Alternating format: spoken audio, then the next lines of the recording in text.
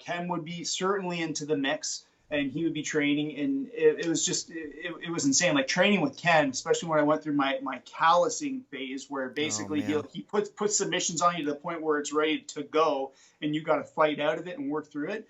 That's the kind of stuff that they would do to just get you mentally tough. Part of your training, they called it callusing, where Man. they would get you in the heel hook to the point, and that's how skilled they were in terms of their knowledge submission. They could take it to the point where they know if they go any more, they're going to cause a break, but they would just Wow. take that where the pain was just unbelievable. It's like you got to get out of it, and just that physical toughening, but that mental toughening to know Yeah. you can get through this. You're never out of the fight type thing. And everybody goes through it, right? So every single guy that was there went through that as well.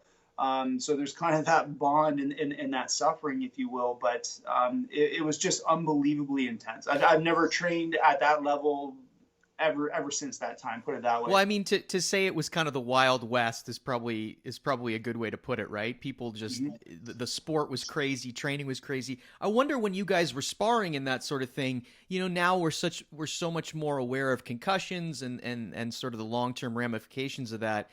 When you guys would spar, how often would you spar, and would people be getting knocked out in training frequently? And how did they address that and sort of work around that sort of thing, or was it just part of the callousing process?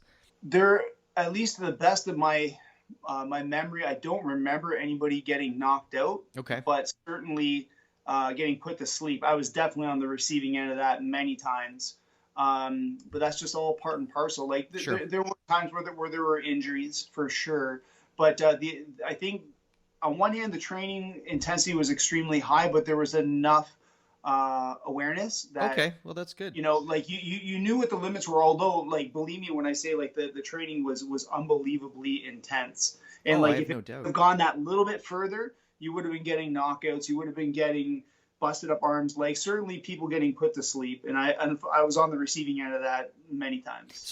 But I mean, it's just interesting for me to hear that because I would assume, back in the day, I don't know, you hear stories about like even old Militich training camps where, people getting knocked out 3, 4 times, you get up, you keep going, and it sounds even to me that you're saying that even back then there was a pretty high level understanding. I mean, they were pushing you, but it sounded like they kind of knew where the breaking point was.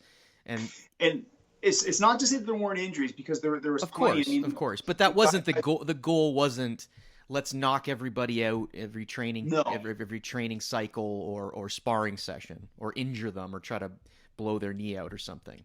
You're training at a very high level, and unfortunately, the risk for injuries is commensurate with that tempo, right? When you train at Yeah. a very Oh, and high yeah. tempo, obviously there's a super heightened risk for injuries, and it happened absolutely. Right.